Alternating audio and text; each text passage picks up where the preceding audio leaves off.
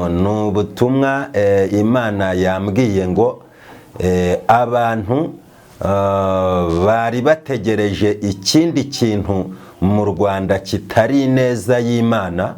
Yambwiye ngo igiye guha amahirwe ababi n'abeza bari hano mu gihugu cy'u Rwanda, kuko ari inyembaraga, kuko ari inyemaboko, aho kugomeza kugaragaza imbaraga za Satani zihesha abantu kujyanwa ikuzimu. Bivuze ngo niba imbaraga z'Imana ziri gukorana nawe zose, Imana irambwiye ngo irabihombeje.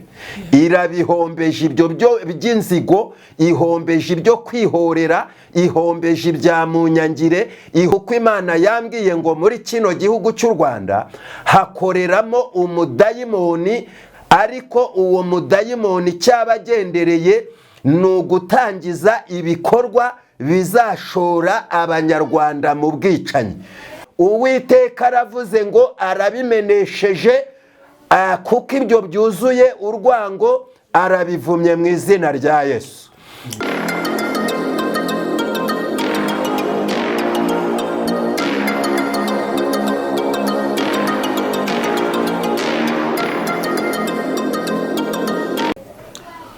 Imana y'amahoro nibane namwe mwese mudukurikira ku Muremyi TV. Imana niba umugisha, turabakunda kandi turabashimira uburyo mudukurikira.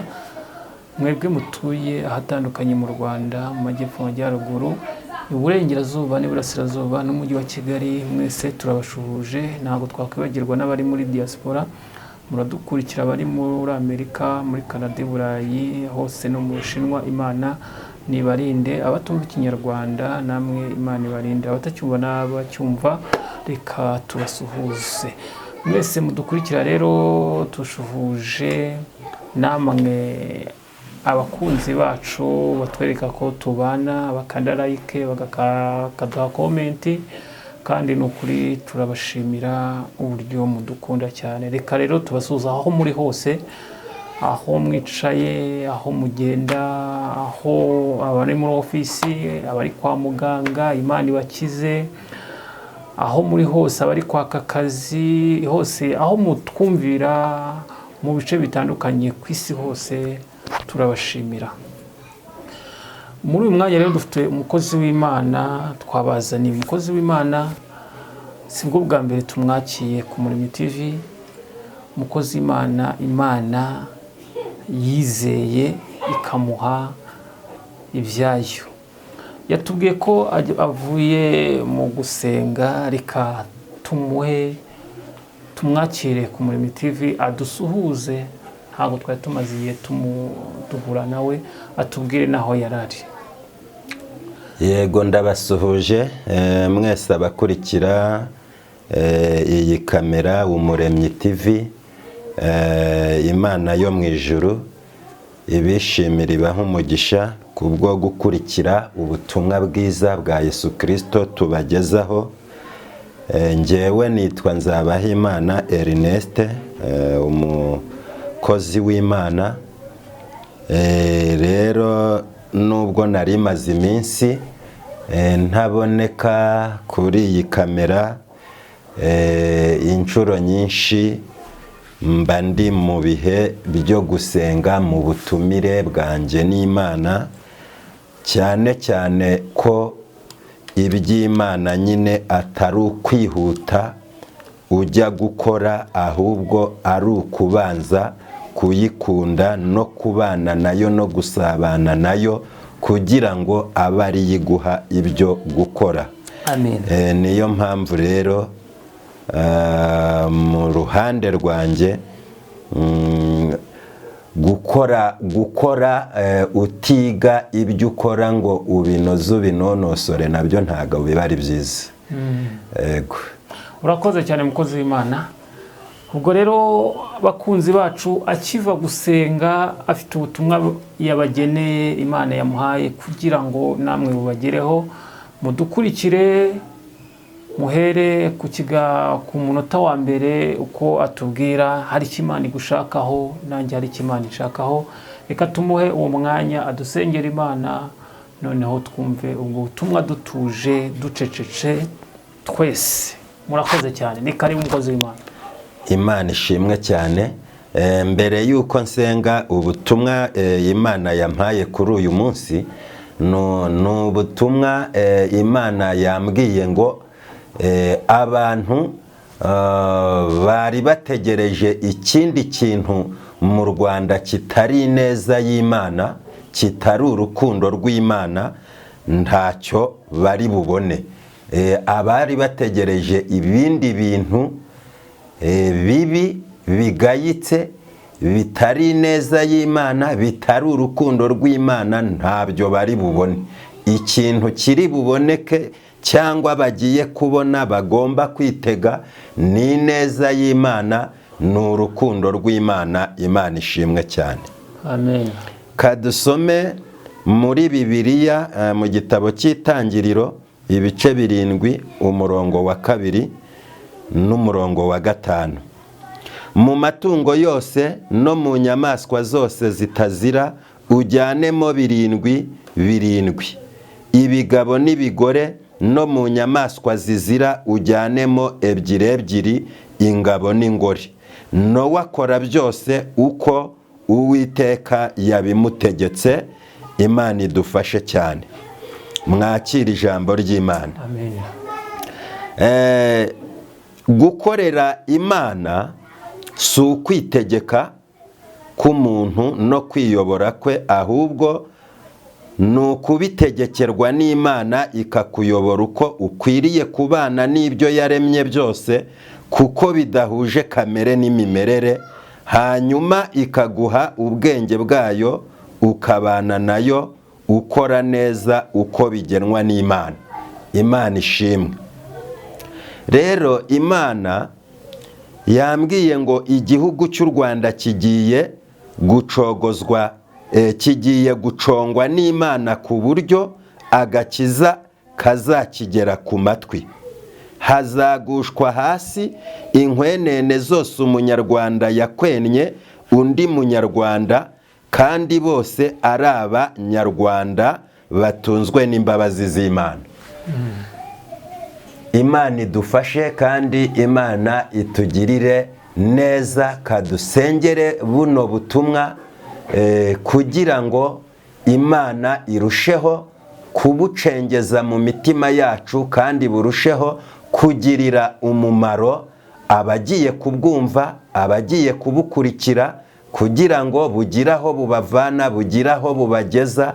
Imana yo mu ijuru ibasenderezemo impano zayo, cyane cyane urukundo rwayo. Mana nyir'ijuru n'isi, ni wowe mubibyi w'ijambo ryawe, kandi ni wowe uzi ubutaka buri muri iki gihugu ariyo mitima uko bumeze. Ni wowe uzi ubutaka buri muri iyi si ku migabane yose uko bumeze, ubwo butaka ariyo mitima y'abantu. Mu izina rya Yesu, ni wowe uzi ifumbire ukwiriye gushyiramo, ni wowe uzi uburyo ukwiriye kubusigasira. Nyemerera Uwiteka umpe umwuka wawe wera, kugira ngo ndusheho kubwira abantu ibyawe, mfite rwa rukundo rwawe na wa mutima wari muri Kristo Yesu. Mana yanjye, kugira ngo abantu nabo bagire umutima ushima kandi wemera, kugira ngo babashe gukora ibyawe, bature hano mu Rwanda, bature hano muri iyi si bameze neza nk'uko bigenwa nawe, mu izina rya Yesu. Amena. Ijambo ry'Imana ritubwiye ku mugabo witwa Nowa, uko Imana yamutegetse, imutegekera gukora ibyayo, ngo Nowa nawe abigenza neza nk'uko Uwiteka Imana yamutegetse. Bivuze ngo ibyo Nowa yakoze ntabwo ari we wari ubyitegetse. Ibyo Nowa yakoze neza byose byari biri mu mugambi w'Imana kandi yabikoze abishobojwe n'Imana, abibashishijwe n'Imana, bigenda neza kuko Imana yari ihagaze mu mugambi wayo. Imana idutabarane cyane kandi Imana ikomeze kuduhundagazaho imigisha yayo.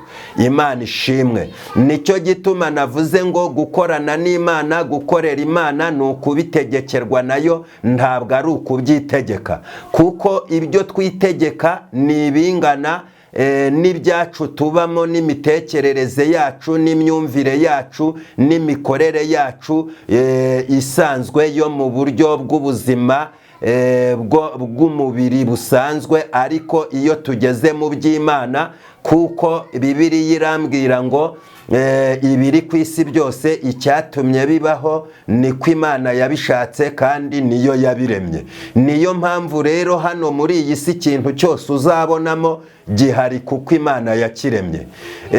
Bivuze ngo byaba ibyo ukunda, byaba ibyo udakunda, ibyo wishimira, ibyo utishimira, bitewe na kamere zitandukanye. Buri muntu wese agira kamere ye ya buri muntu, ikaba ifite ikintu yakishimira, ikaba ifite icyo yakunda. Ibyo byose rero niyo mpamvu Imana idashaka cyangwa se itemera ko umuntu yijyana mu buyobozi bwayo akoresheje ubwenge bwe, keretse kubisabira Imana ubwenge. Haleluya, haleluya. Nowa rero ubwenge yakoresheje ni ubwenge bw'Imana, ntabwo ari ubwenge bwe nka Nowa. Imbaraga yabijyanyemo ni imbaraga z'Imana, ntabwo ari imbaraga ze nka Nowa.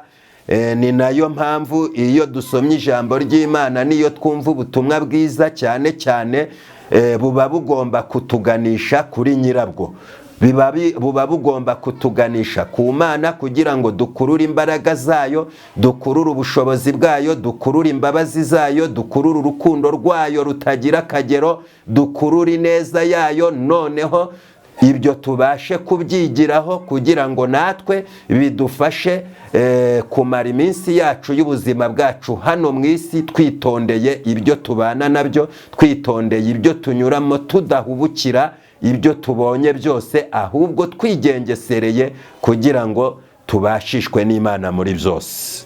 Imana ishimwe, Imana ishimwe cyane. Rero Imana yambwiye ngo igiye guha amahirwe ababi n'abeza bari hano mu gihugu cy'u Rwanda, kuko ari inyembaraga, kuko ari inyemaboko, izi ikigiye kubaho, izi uko igiye kubigenza.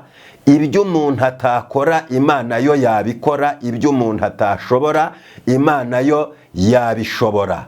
Hano muri iyi nkuge Imana yari itegetse Nowa kwinjiramo, dusanzemo ko Imana yamubwiye ngo genda ushyiremo inyamaswa zose, izizira n'izitazira. Ushyiremo izizira n'izitazira, ibigabo n'ibigore, winjirane nabyo muri iyo nkuge. Ijambo natinzeho cyane ni ijambo rivuga ngo no mu nyamaswa zizira nazo winjizemo. Igiye gutanga amahirwe no ku bintu no ku bantu abandi bari barimye amahirwe. Hari abantu abandi bari barimye amahirwe, ariko kubw'imbaraga z'Imana no kubw'inkunga y'Imana iva mu ijuru, aba bantu abandi bimye amahirwe, Imana yije kubaha amahirwe, kubera yuko n'aba bitwa ko ari abakiranutsi cyangwa ari abakirisito cyangwa ko ari abizerwa, nabo ntabwo ari ku bwabo, byaturutse ku Mana kugira ngo abandi babagirire icyizere, cyangwa se kugira ngo babashe gukora neza, babashe gukora imirimo myiza, babashe gukiranuka, babashe gusenga, babashe gukizwa. Byaturutse ku Mana.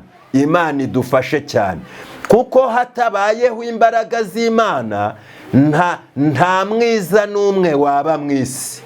Ariko kubw'imbaraga z'Imana, kubw'ubushobozi bw'Imana, mu isi hazaboneka abakiranutsi, mu isi hazaboneka abasenga, mu isi hazaboneka abakora neza, mu isi hazaboneka abababarira, mu isi hazaboneka abababarirwa, mu isi hazaboneka amahirwe Imana itanze. Haleluya, haleluya.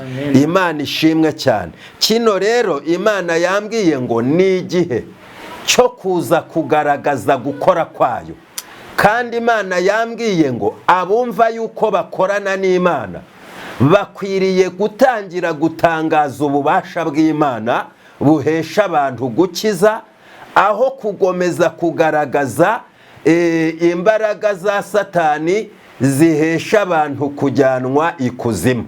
Bivuze ngo niba imbaraga z'Imana ziri gukorana nawe, bivuze ngo niba ubwiza bw'Imana buri kumwe nawe, uratangaza ubushobozi bw'Imana bukura abantu ikuzimu kurusha gutangaza imbaraga za Satani zijyana abantu ikuzimu. Imana idufashe cyane, kuko Imana isumba ibiri mu isi byose. Imana isumba ibyaha byose Satani yakoresheje abantu. Nimba Imana isumba ibyaha byose Satani yakoresheje abantu, birakwiriye yuko kandi birashobotse yuko Imana igiye kumanura imbaraga zayo zisumba ubushobozi bwajyanaga abantu ikuzimu, noneho abantu bakava ikuzimu, bakava mu rwobo Satani yabasizemo, bagatangira gukorana n'Imana ku musozi wayo wera mu Rwanda. Imana ishimwe cyane. Kandi Imana iturengerane bakozi b'Imana, abanyarwanda. Imana ishimwe, ni inyembaraga, ni inyamaboko. Ntabwo ukwiriye gukomeza kwiheba, kandi Imana imanuye imbaraga. Ntabwo ukwiriye gukomeza kumva amajwi y'abazimu, amajwi y'abadayimoni, kandi watangiye kumva ijwi ry'Imana, rya rindi rikokora amashyamba, rya rindi ryuzuye igitinyiro, rya rindi ryuzuye ububasha bw'Imana, rya rindi rirema amateka.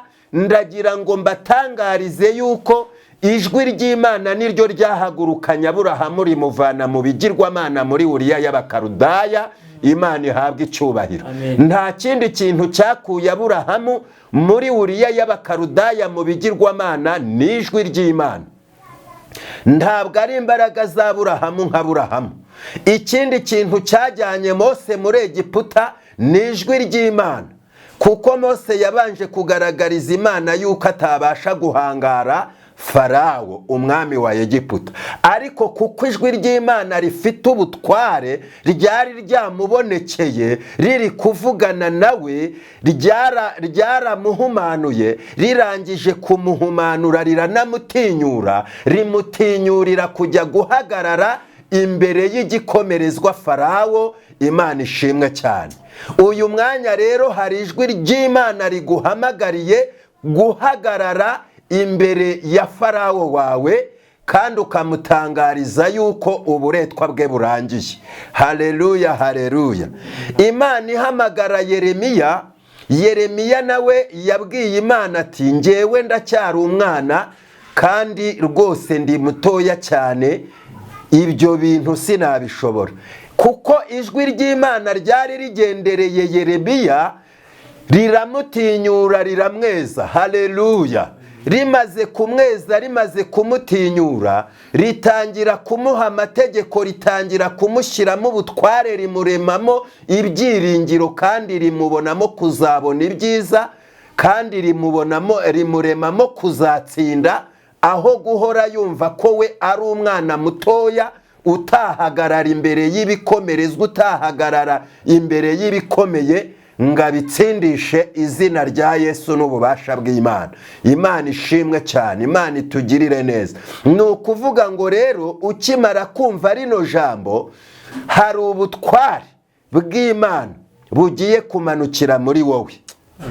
Kandi umuntu wese wabashije kugendererwa n'ubutware bw'Imana ntaba agifite gutinya, ntaba agifite ubwoba, aba yahawe gutinyuka, aba yahawe gushira amanga, kugira ngo atangire guhangara sekibi, kugira ngo atangire guhangara abadayimoni, atangire guhangara inzigo, atangire guhangara ubunebwe, atangire guhangara munanize, atangire guhangara mudindize, atangire guhangara ubukene, atangire guhangara ubukode, atangire guhangara ubucuraguzi bw'abikuzimu, atangire guhangara imyifatire mibi. Imana ishobora byose iruzuye, ntitira imbaraga, Imana ntiterwa inkunga, Imana ntikennye, irihagije. Icyo ikeneye nuko wemerera ko ijwi ryayo rikugenderera kandi ubwiza bwayo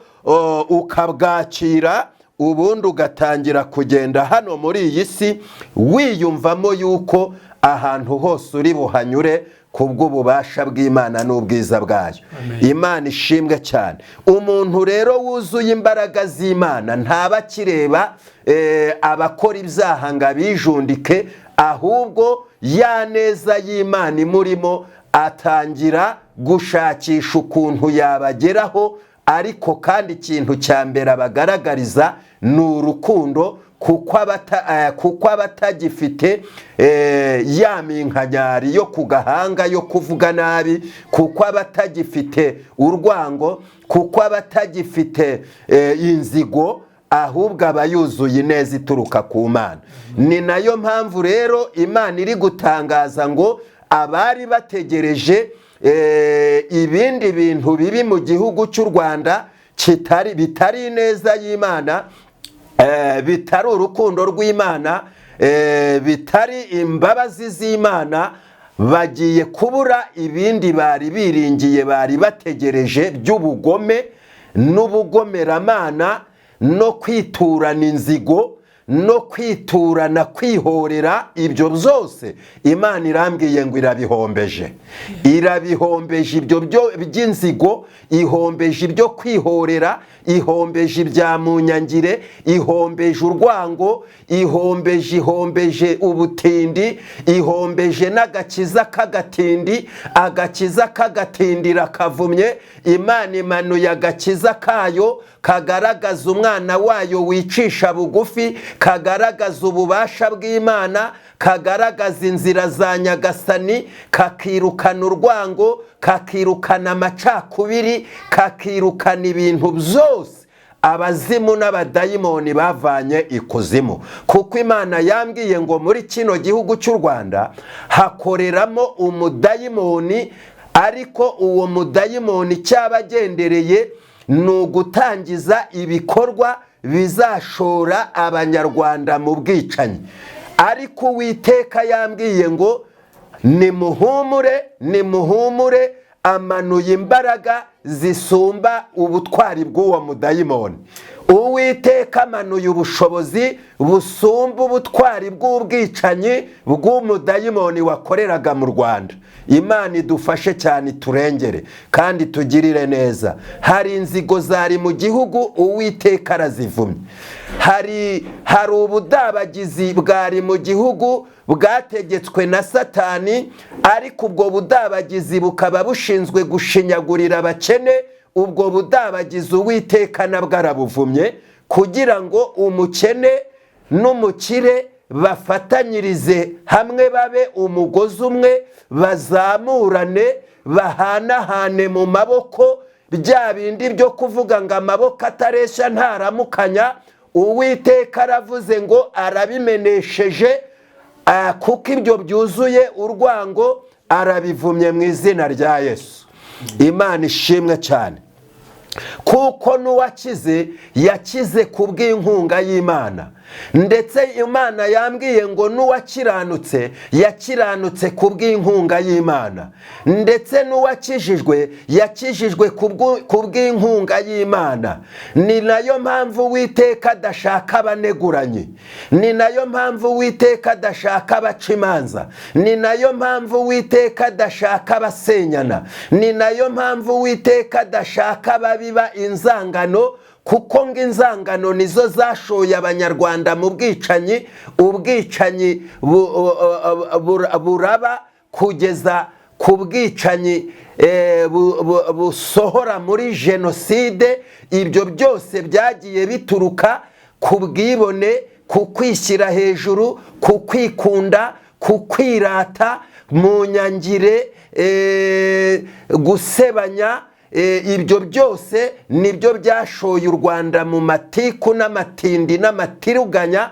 Imana nayo ikaba yanze agakiza k'agatindi katuzuyemo urukundo n'ubwungo, bwuzuyemo ubwuzu no kwishimana. Ibyo byose bibashije kuba bihari, abantu babohorana. Imana idufashe cyane, Imana iturinde, Imana iturengere. Rero Nowa yinjiza mu nkuge inyamaswa zizira n'izitazira. Mu gihe cy'Imana abantu babasha kubana uko baba bameze kose bigakunda, ariko mu gihe cy'abantu ntabwo. Imana rero ishohoje igihe cyayo hano mu Rwanda, igiye gutanga agakiza nyagakiza, igiye gutanga imbaraga n'umwete. Abirataga ko bakijijwe nibashyira umupira hasi, Imana ije gutanga agakiza. Abirata ko ari abakiranutsi nibashyira umupira hasi, Imana ije kwerekana gukiranuka kwayo. Abirataga yuko ari ibishongore bisumba abandi nibashyira umupira hasi, Imana ije kugaragaza kwera kwayo mu gihugu cy'u Rwanda. Imana ije kugaragaza ubutumwa nyabutumwa. Imana ije kugaragaza akazi nyakazi, urukundo nyarukundo rusumba iby'abantu biyoberejemo bagakundana ku bwabo, bakabyitiranya n'urukundo rw'Imana rwatanze umwana wayo w'ikinege Yesu Kristo akabambwa ku musaraba kugira ngo akize bose, atabare bose, ababarire bose. Ibyo ngibyo nibyo Imana yishimira. Abafite bene urwo rukundo, abo nibo bagiye kubana n'Imana hano mu gihugu cy'u Rwanda. Abafite urwo rukundo rukunda bose, rukababarira bose, rugakiza bose, rugafasha bose, nibo bagiye kubana n'Imana muri iyi minsi ije, kuko Imana ntigikeneye agakiza k'agatindi, k'amatiku, k'agaterenganya Satani yiyoberanyijemo, abantu bagahinduka abarwanyi b'indwanyi z'abantu, bakabyitirira izina rya Yesu. Yesu dutabare. Yesu urengera abanyarwanda. Yesu urengera abakozi bawe. Rema amashimwe muri kino gihugu. Irukana intambara muri kino gihugu. Irukana ubwicanyi muri kino gihugu. Rema amayero muri kino gihugu. Mu izina rya Yesu Kristo, Imana ishimwe, Imana y'icyubahiro. Uwiteka aravuze ngo aganjije ab'ikuzimu. Aganjije ab'ikuzimu bakoreraga mu iki gihugu. Aganjije abadayimoni bakoreraga mu iki gihugu. Aganjije abantikristo bakoreraga mu iki gihugu. Uwiteka aganjije abariminati bakoreraga mu iki gihugu. Uwiteka aganjije ubunebwe bw'abantu bihimbiye gusenga, banze gusenga ngo bakize bagenzi babo bakoreraga muri iki gihugu. Uwiteka atwazanyije ingabo ze kugira ngo atsindire buri munyarwanda wese ahari, kugira ngo amukize kurimbuka. Mu izina rya Yesu tugiye gusengana Imana, kandi tugiye gukorana n'Imana, tugiye kuvugana n'Imana. Nimushire ubunebwe mwakira imbaraga, nimushire ubwoba mutinyuke, mwirukane umuzimu, mwirukane abadayimoni, mwirukane sekibi, sekibudindiza abanyarwanda, sekibubuza abantu gusenga, kuko gusenga niho abantu bahurira n'Imana. Nta handi abantu bahurira n'Imana. Abantu bahurira n'Imana mu gusenga. Gusenga ni ikiraro gihuza abantu n'Imana. Mana ishimwe. Emerera Mana imitima yacu gusenge. Emerera Mana ubuzima bwacu bubu ubuzima busenga. Emerera imibereho yacu imibereho ihumanutse kandi kwemera, ikwizera, ikwiringiye, kandi yakira imbabazi, irimo n'imbabazi. Haleluya, haleluya. Amen. Imana ishobora byose. Genderera umuntu wese uzakurikira buno butumwa, yumve harimo ubwungo bwawe, yumve harimo urukundo rwawe, yumve harimo imbaraga zawe, yumve harimo imbabazi zawe, yumve hari amavuta hawe yo kuva mu mwobo yararimo, yumve hari icyizere hawe cyo gutera intambwe agatambuka, kandi akaba umunyamahoro, kandi akakira ibyishimo bya roho, ibyishimo by'umwuka. Mu izina rya Yesu, kiza abarwayi, genderera mana bari mu bitaro, genderera abatwazaguzwaga igitugu na Satani, genderera abatwazwaga igitugu n'abadayimoni, genderera bari mu bukene n'igikombe cy'ubwihebe, genderera mana ababuze urushako, genderera bariho ikinegu, genderera babikabyo. Mu izina rya Yesu Kristo, baha umwuka wawe wera, kandi ubigisha uko umwuka wawe wera akora, kugira ngo bakorane nawe batagifite bya bikabyo n'ibyirato byo mu bantu. Mu izina rya Yesu, byo bikweto ndabitwitse. Mu izina rya Yesu Kristo wa Nazareti, nihaboneka inkweto nzima zungura abanyarwanda bose. Mana ishobora byose, ukiza abantu kwirata, ukiza abantu kwibona, ukiza abantu kwishyira hejuru, ukiza abantu kwikunda bakanga bagenzi babo, ukiza abantu agakiza k'agatindi, ubaha agakiza kavuye i Siyoni, ubaha agakiza kerekana umwana w'Imana, ubaha agakiza kerekana Yesu Kristo, agakiza kazura, agakiza katabiba urwango n'amacakubiri, agakiza katabiba guharasingana, agakiza katavuga abantu ahubwo kavuga Imana n'imbaraga zayo, agakiza kavuga Yesu Kristo, uwo ari we wese akumva ububasha n'ubushobozi bituruka kuri Nyagasani, bigatuma mwifuza. Mana urakoze, mu izina rya Yesu, amen. Urakoze mukozi w'Imana. Imana ni guha umugisha kandi kongerere imbaraga n'amavuta. Reka tugusabe uduhe nimero zanyu kugira ngo abagukenera bazakubone nibagukenera. Yego, urakoze. Nimero za telefone 07 8 15 4 7 2 12 0 7 8 15 4 7 2 12 0 7 8 15 4 7 2 12. Imana ibaha umugisha. Shalom, shalom. Urakoze nawe, Imana iguha umugisha. Reka tusoreze hano, tuzongera dusubire ubutaha. Imana niba yadutije ubuzima, namwe mwadukurikiye, Imana nibaha umugisha kandi Imana nibishimire, muhahe muronke ibihe byose. Amen.